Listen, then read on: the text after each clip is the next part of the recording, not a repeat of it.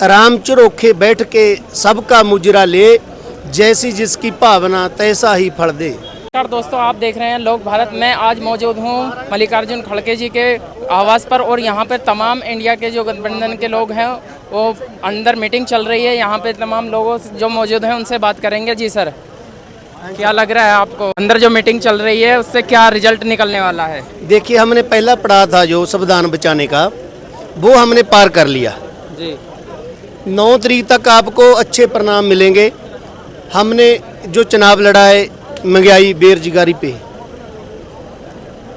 उसमें हम सफल होंगे और जो लोगों के साथ हमने गारंटी करी है उसको भी हम पूरा करेंगे। सरकार इंडिया गठबंधन की बनेगी, क्योंकि जो संविधान से प्यार करते हैं, जो भारत माता से प्यार करते हैं, वो एक साथ आएंगे। लेकिन दूसरी तरफ तो नीतीश जी, नायडू जी उधर पहुँच गए एनडीए में। नहीं, उनका पहले उधर एनडीए में थे। जब ये आरएसएस की भी जो संघ की मीटिंग है नागपुर में चल रही है, इन्होंने कल्ला विपक्षी नहीं खत्म किया था मोदी जी ने। आज वो बोल रहे हैं भाजपा का नाम भी ले रहे हैं, आज संघ का नाम भी ले रहे हैं। पहले मोदी, अब स्पीच देखो कल प्रधानमंत्री की, उसमें मोदी शब्द गायब हो चुका है। अब 2 दिन रुकिए और बहुत कुछ गायब होने जा रहा है। आप थोड़ी शांति बनाए रखें। इस बार बीजेपी इतनी कम सीटें लाई हैं, लोगों में किस वजह से नाराजगी इतनी बढ़ गई है? जो 5 लाख वोटों से जीतते थे उनको 1.5 लाख या 50,000 पे ला के रोक दिया। किस वजह से गुस्सा है लोगों में बीजेपी के प्रति? राम चरोखे बैठ के सबका मुजरा ले, जैसी जिसकी भावना तैसा ही फल दे। ये राम को लाने वाले कौन हुए? अयोध्या ने भी इनको हरा दिया, क्योंकि ये नफरत बीजी है इन्होंने देश को बांटा है, हिंदू मुसलमान किया है, कभी मछली कभी मंगलसूत्र। इन्होंने जो 10 साल का अपना कार्ड था, बहुमत की सरकार थी, इन्होंने दिया क्या है? अदानी अवानी अमीर कर दिए, 22-25 आदमियों का इतना कर्जा माफ कर दिया। देश को 15 लाख देने की बजाय सारा देश एनपीए कर दिया। किसी के खाते में कोई पैसा नहीं, किस्त नहीं कट रही। आप जाइए ग्राउंड पे, बुरा हाल है लोगों का। ना किसी के पास रोजगार है, ना सेहत है। मंडियां खत्म कर दी, 750 किसान शहीद कर दिया। अब हमारे किसान दिल्ली आ रहे थे, उनके सर पे शुभकर्ण के गोली लगा दी कि दिल्ली सभी की है, हम आ सकते हैं। ये ऐसे संविधान के मुताबिक ही देश चलेगा, डिक्टेटरशिप से नहीं चलेगा। ये जो अगर इंडिया गठबंधन की सरकार बनती है, जो वादे किए गए थे कि अग्निवीर को खत्म कर देंगे या और बहुत सारे वादे थे, क्या उन पे पूरा कर पाएंगे? अग्निवीर तो हम पहले, राहुल जी ने, हमारे जन नायक भारत माता के लाडले पूत हैं, उन्होंने बोल दिया वो तो पहले बार ही हो जाएगा। अग्निवीर तो हम खत्म करेंगे, क्योंकि ये सुरक्षा का मामला है देश के साथ।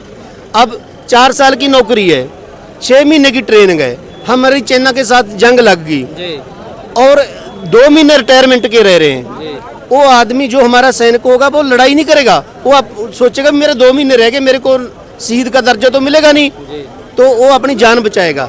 एक तरह से ये देश के साथ सुरक्षा में सेंध है, इसलिए हम इसको पहले से ही खत्म करेंगे। तो सर आपको क्या लग रहा है सर, जिस तरह से अंदर बातचीत चल रही है, क्या रिजल्ट निकल पाएगा, सरकार बन पाएगी? बिल्कुल, इसमें कोई शक नहीं है। अंदर जो मीटिंग चल रही है, जिस चीज़ को लेकर चर्चा हो रही है, इसमें महागठबंधन सफल होगा और गवर्नमेंट बनाने की तरफ, सरकार बनाने की तरफ जा रहा है। इसमें कोई संदेह वाली बात है ही नहीं। देखो, ऐसा है कि ये कहावत है, पाप का घड़ा जब भर जाता है फूट जाता है। और ये सब देख रहे हैं कि ये जो धमाका हुआ है किस तरह से हुआ है। इन्होंने ज़मीन पे कोई काम नहीं किया, इन्होंने अत्याचार के अलावा कोई काम नहीं किया, इन्होंने कोई ज़मीनी लड़ाई के मुद्दे पर काम नहीं किया, सिर्फ हवा में काम किया। जो हवा बैलून में भरी हुई थी वो फट गया। ये सबके सामने है। और ये ऐसा ही होता है, ऊपर वाले से डर के हमेशा कार्य करना चाहिए, ना कि भगवान बनना चाहिए। जो एक नारा दे रहे हैं कि राम को हम लाए हैं, उसी अयोध्या ने इनको ऐसा मार दी है, ये ऊपर वाले की मार है कि ये पूरी ज़िंदगी उभरेंगे नहीं। कई जगह से ऐसा ही होता है। कल नरेंद्र मोदी 11-12 बजे 6000 वोटों से पीछे चल रहे थे। एक प्रधानमंत्री होने के बाद इनको शुरू से लीड करती रहनी चाहिए थी, मगर 6000 वोटों से पीछे थे। ये एक बहुत बड़ा हार है और एक सोचने का विषय है, मगर बेशर्मों के लिए कुछ भी नहीं है, सोचे या ना सोचे। जी सर, आप क्या कहते हैं, जैसे बीजेपी बिल्कुल 240 पे ही सिमट के रह गई, जो 400 पार का 300 पार का नारा देते थे, जनता में कैसे किस तरह का गुस्सा है, कैसी नाराजगी है? देखिए बात सुनो, जनता के अंदर गुस्सा है बेरोजगारी का, जी, जनता बेरोजगारी। जनता में गुस्सा है नौकरियों का, जी। है जनता में गुस्सा है महिला सुरक्षा का, जनता में गुस्सा है एक जो तुमने जो वादे किए थे जनता से वो आपने वादे पूरे नहीं किए, सिर्फ अपनी राजनीतिक अपनी रोटी से किए। और यह जो है वन मैन शो है ये मोदी, पहले जो फुटबॉल प्लेयर था आज जो है बैसाखी प्लेयर हो गया है, अब ये बैसाखी पे आ गया ये। अब जो है आपने जो है हिंदुस्तान के 900 किसानों को जो है आपने शहीद करवा दिया। आप हिंदुस्तान के किसानों को, जो हिंदुस्तान का किसान है, आप जो अन्नदाता है आप उसको आतंकवादी कर दिया। अबे प्रधानमंत्री कैसा प्रधानमंत्री है? तो हिंदुस्तान के अन्नदाता को जो आतंकवादी कहता है हैं, और जो नोटबंदी के अंदर जो आपने जो है सैकड़ों आदमी मरवा दिए, वो कहाँ जाएंगे हैं? उनको पूछने वाला कोई नहीं है। आज ये जो है इसी तरीके से जो है पब्लिक का जो रोष है वो उन्होंने 2024 में अपना गुस्सा उन्होंने फूटा है, और ये जो है महागठबंधन की सरकार बनने जा रही है। अब आने वाले समय 1-2 दिन ऐसे ही लगता रहेगा, चलता रहेगा।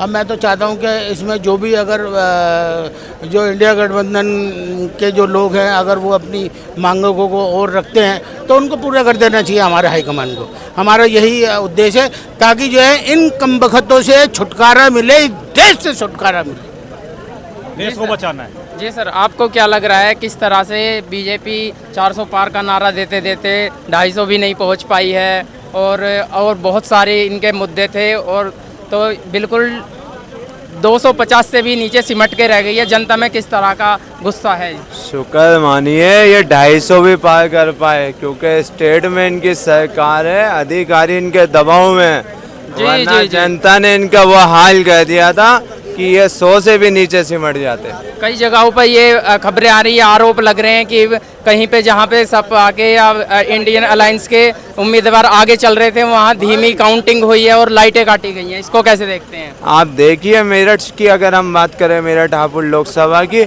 हम शुरू से लीड दे रहे थे और आखिर में पता चलता है कि मशीनें खराब हो जाती है, और उसके बाद पता चलता है बीजेपी का कैंडिडेट 10,000 वोटों से आगे हो जाता है। तो ये कहाँ निष्पक्ष चुनाव हो रहा है? उसके बाद भी हमने इनकी वो हालत करी है कि ये प्रदेश में जो दावा करते थे उत्तर प्रदेश में 80 पार प्लस का, आज ये 33 पे नहीं सिमट के रह चुके हैं।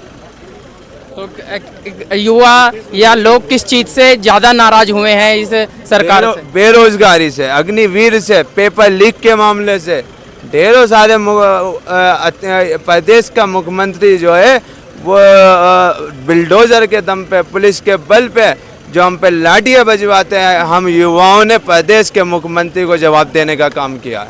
जी सर, आपको क्या लगता है कि ये लोग इस तानाशाही सरकार से परेशान होकर बदलना चाहते हैं इस सरकार को? देखिए 2014 से पहले इस देश की चाय की दुकान में हिंदू, मुसलमान, सिख, ईसाई सारे लोग बैठते थे। जी जी। कोई धर्म और जाति की बात नहीं होती थी। इस देश में नौजवानों को रोजगार मिलता था, लोग खुशहाली थे, किसान खुशहाल थे, और इस देश की अर्थव्यवस्था हमारे मनमोहन सिंह की सरकार में देश की अर्थव्यवस्था ठीक थी। मगर 2014 के बाद देश आज़ाद, नया देश आज़ाद हुआ।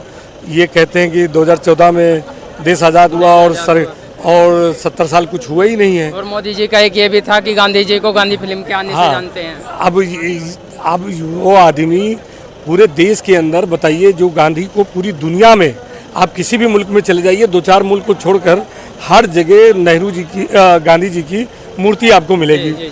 है सबसे बड़ी चीज़ भारत के जो हमारा जो पैसा है, जो है डॉलर, जो भारत का जो पैसा है उस पर गांधी जी की मूर्ति है, फोटो है। तो ये इस देश के अंदर जो गांधी जी को, जो कांग्रेस की सरकार थी, और ये सच्चाई कि इस देश का जो हिंदू बहुसंख्यक है वो कभी कट्टर नहीं था। कट्टर होता तो इस देश में कांग्रेस की सरकार न बनती, इस देश में जनसंघ की, आरएसएस की सरकारें होती।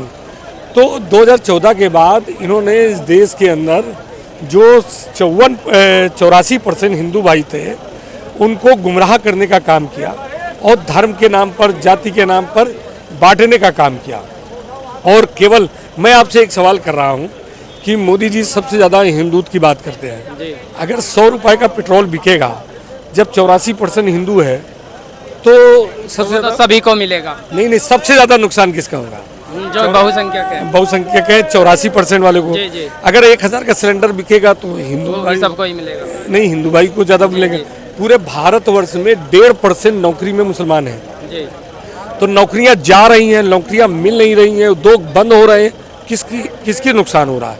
वो केवल हिंदू के नाम पर राजनीति कर रहे थे।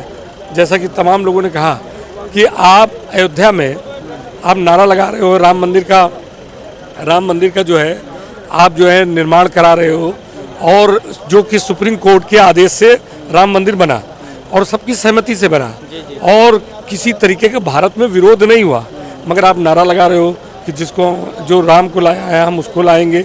इस तरीके नारा लगा करके इस देश को बांटने का काम किया। तो उत्तर प्रदेश, खासकर उत्तर प्रदेश की जनता ने 2024 के चुनाव में इनको नकारा, और जिस तरीके से नकारा, मैं आपको कह रहा हूँ जो 33 सीट ये जीते हैं, 33 में 13 सीट पे आ जाते अगर ईमानदारी से चुनाव ये लड़ते। तमाम ऐसी सीट है, फूलपुर 4200 से हरा दिया, आपको 2700 से फरुखाबाद हरा दिया, आप अलीगढ़ हरा दिया, अमरोहा हरा दिया। तमाम ऐसी सीटें हैं जो इन्होंने लाठियाँ चलवा कर पुलिस के दम पर और गुंडई करके इन्होंने जितवा दिया। तो मैं आपसे ये कहना चाहता हूँ कि ये कल सरकार जो बनाने का आंकड़ा है वो आंकड़े पे होता है सरकार। तो कांग्रेस, हमारी जो सूचना है और हमारी जो राजनीतिक है कि कांग्रेस का जो इंडिया गठबंधन है वो विपक्ष की भूमिका निभाएगी, सरकार नहीं बनाएगी। ये मेरी अपनी सोच है, इसलिए कि कांग्रेस ने कभी खरीद फरोख्त की राजनीति नहीं किया, कभी तोड़ और मरोड़ की राजनीति नहीं किया। कांग्रेस सरकार में रहकर देश की सेवा करना चाहती, तो इसलिए कभी इस तरीके की जोड़ तोड़ करके सरकार, ये तो मोदी जी की सरकार है जो उद्योगपतियों के लिए वो कुछ भी कर सकते, किसी हद तक जा सकते, और उनको नैतिकता के आधार पर इस्तीफा दे करके सरकार उनको नहीं बनाना चाहिए। मगर वो सरकार उनकी सबसे बड़ी पार्टी है, उनको बुलाएंगे और वो उनकी सरकार बनेगी। तो जहाँ तक सवाल ये कि आखिरी बात ये कह रहा हूँ कि जो इनका जो दहशत थी और जो इनकी तानाशाही थी वो ख़त्म हुई है, और इनकी गुंडा राज ख़त्म हुआ है, और ये बैसाखी की सरकार रहेगी, और ये अब गुंडे ही नहीं कर पाएंगे। ये भले सरकार में हो जाए, मगर आज हम उत्तर प्रदेश की जनता और ख़ासकर नौजवान जो बेरोजगार था वो इनको सबक सिखाने का काम किया।